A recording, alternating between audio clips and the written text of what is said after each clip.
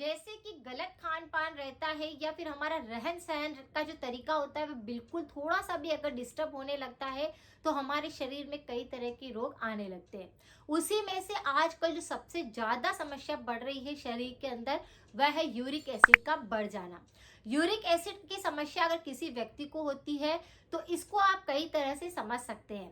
जैसे uric acid क्या होगा, गाउट के रूप में आपको दिखाई देने लग जाएगा। यूरिक एसिड की वजह से मूत्र संबंधित रोग आने लग जाएंगे। अगर किसी का एसिड बढ़ रहा होगा तो आप कई तरह के शरीर के अंदर कमजोरी महसूस देखेंगे या उनका कफ दोष बिगड़ने लग जाएगा, उनको ब्लड प्रेशर की दिक्कत होने लग जाएगी। तो इस तरह से यूरिक एसिड आप देख सकते हैं।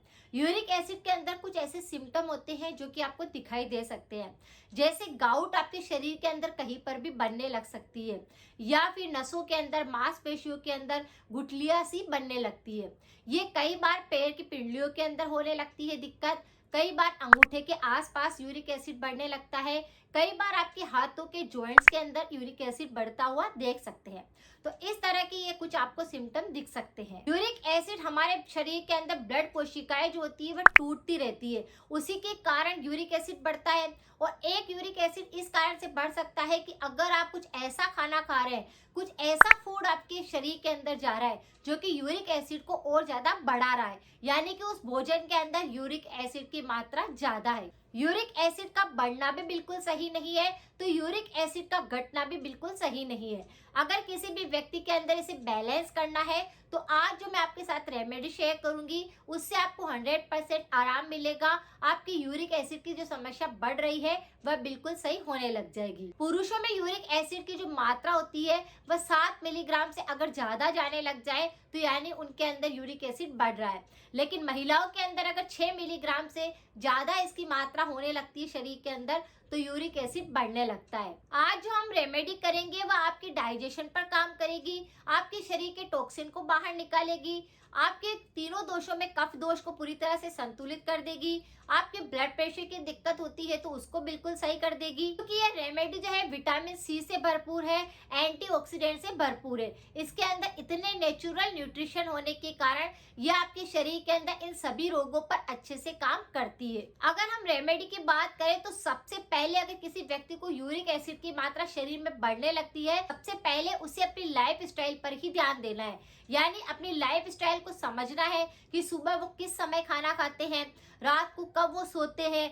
या पूरा दिन जो वो खाना खा रहे होते हैं क्या वो यूरिक एसिड बढ़ा रहा है। इस चीज का आपको सबसे पहले ध्यान देना है। यानी कि आप ऐसी डाइट लीजिए अपनी लाइफ स्टाइल के अंदर कि यूरिक एसिड बिल्कुल भी ना बढ़े। तो पहली रेमेडी तो यही है कि अपनी लाइफ स्टाइल को सबसे ज्यादा आपको देखना है, समझना है और उसे चेंज जरूर करना है।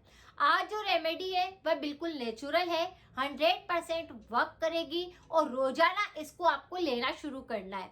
क्योंकि इसे रोज लेने से शरीर के अंदर बदलाव महसूस होंगे, शरीर में आपकी इम्यूनिटी सुधरने लग जाएगी और आपको फिर यूरिक एसिड अगर बढ़ रहा होगा या घट रहा होगा तो उसको पूरी तरह से बैलेंस करेगा। जो रेमेडी आज मैं आपके साथ शेयर कर रही हूँ वह है केले के छिलकों की चाय।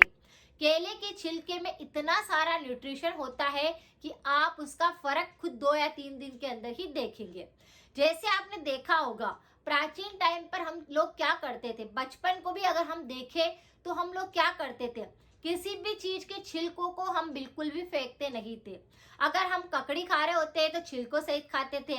अगर हम मटर खा रहे होते थे तो मटर के छिलकों को भी हम खा लेते थे।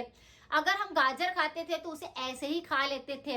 अगर हम संतरा छिल के खाते थे तो संतरे के छिलकों से हम बहुत ही एंजॉय वाली चीज करते थे। यानी कि हम एक दूसरे के भाई बहन के या घर में किसी सदस्य होता था उसके आंख में हम उस रस को निचोड़ देते थे और भाग जाते थे। यानी कि यह क्रिया भी करने से आंखों की रोशनी बढ़ने लगती थी। इसका मतलब क्या है कि हम किसी भी छिलकों को उसके साथ में एक्सपेरिमेंट करते थे, उसको हम फेंकते नहीं थे। केले अगर खाते थे तो केले के छिलकों को भी आपको पता होगा कि उसे छिलकों को भी हम दांत से इस तरह से पूरा घिस करके उसका जो व्हाइट वाला एरिया होता था उसको हम खा लेते थे। इसी तरह से आम के छिलके, अगर आम का छिलका पूरी तरह से कोई छिलने बैठ जाता था तो हम आम के छिलकों को भी अच्छे से चबा चबा कर खा लेते थे। तो बचपन की ये कुछ चीजें थी जिसको हम बिल्कुल भी इग्नोर नहीं कर सकते। ये किसी ना किसी के साथ में जरूर होती थी या सभी लोग इन चीजों को जरूर करते थे। इसी तरह से अगर आज मैं आपके साथ में जो केले की छिलके की रेमेडी शेयर कर रही हूँ, तो ये वही छिलके हैं जो आप केला खाकर छिलके को फेंक देते हैं। आपको क्या करना है, अगर आपको यूरिक एसिड बहुत ज्यादा बढ़ रहा है तो इन छिलकों को आपको फेंकना नहीं है। अगर घर में कोई भी केला खाता है तो उन छिलकों को आपको इकट्ठा कर लेना है, पहले अच्छे से उनको धो लेना है, फिर छोटे छोटे से उन छिलकों के पीस आपको कट कर लेने हैं। 1 कप पानी आपको गर्म करने के लिए रखना है और उन छिलकों को आपको उसके अंदर डाल देना है। जैसे कम से कम आपको 1 या 2 केले की छिलकी जितने तो डालने ही है। फिर पानी को अच्छे से बॉईल कर लेना है। उसी पानी के अंदर आपको थोड़ा सा दालचीनी का टुकड़ा डाल सकते हैं या दालचीनी का पाउडर भी ऐड कर सकते हैं। अच्छे से दोनों को बॉईल करना है। आधा कप पानी जब रह जाता है तो इस पानी को छान करके अगर कोई भी व्यक्ति ले लेता है तो उसके शरीर में यूरिक एसिड बिल्कुल कंट्रोल होने लगता है, उसके तीनों दोष सुधरने लगते हैं और जो कफ दोष उसके कारण सबसे ज्यादा बढ़ता है वह कंट्रोल में आने लगता है। जैसे हम जानते हैं कि केला खाने से कफ किसी लोगों का बढ़ जाता है, लेकिन अगर केले के छिलकों को आप इस तरह से बॉईल करके खाएंगे तो जो उसकी तासीर ठंडी है वह भी गर्म में बदलने लग जाती है। तो इस तरह से आपके कफ दोष को भी वो संतुलित करेगा।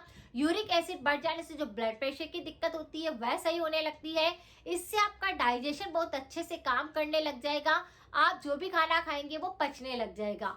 आपको थ्रोट संबंधी किसी प्रकार का इन्फेक्शन नहीं होएगा और आपकी आंतों की सफाई होने लग जाएगी। तो केले के छिलके की इस तरह से चाय बनाकर किसी भी व्यक्ति को दिया जाए तो उसका यूरिक एसिड बिल्कुल कंट्रोल में आने लगता है। 2 या 3 दिन के अंदर ही आप फर्क महसूस करेंगे, फिर अपना टेस्ट करवा सकते हैं, आपका यूरिक एसिड बिल्कुल कंट्रोल हो जाएगा। लेकिन मैंने जैसे बताती हूँ सारी वीडियो के अंदर कि परहेज करना आवश्यक है।